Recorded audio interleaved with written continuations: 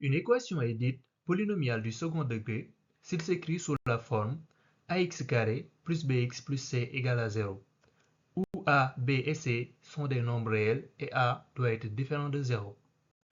Pour résoudre cette équation, on utilise une formule magique appelée le discriminant. Le discriminant, noté delta, se calcule comme suit. Delta égale à b carré moins 4ac. En fonction du delta, il y a trois cas possibles. Premier cas, si delta est supérieur à 0, il y a deux solutions réelles distinctes. Deuxième cas, si delta égale à 0, il y a une solution réelle. Et le troisième cas, si delta est inférieur à 0, il n'y a pas de solution réelle. Maintenant, pour trouver les solutions, si delta est supérieur à 0, comme on avait dit, on a deux solutions qui se calculent avec les formules suivantes. x1 égale à moins b moins racine de delta sur 2a. Et x2 égale à moins b plus racine de delta sur 2a. Si delta égale à 0, on n'a qu'une seule solution notée x0, telle que x0 égale à moins b sur 2a. Prenons l'exemple de l'équation 2x carré plus 4x moins 6 égale à 0.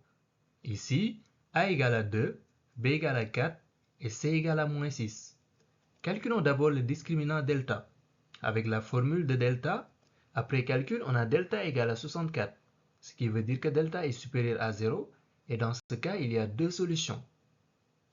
Avec la formule de x1, après calcul, on a x1 égale à moins 3, et avec le même procédé, on a x2 égale à 1.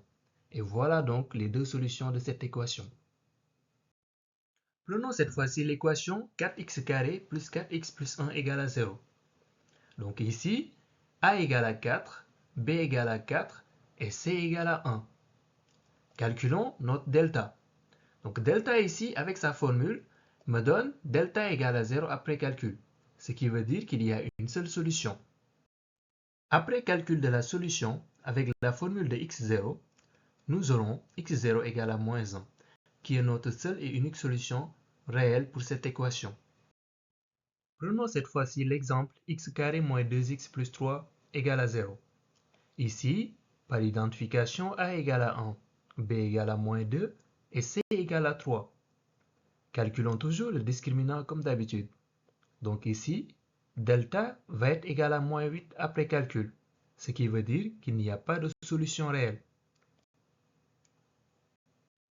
Maintenant, c'est à toi de jouer.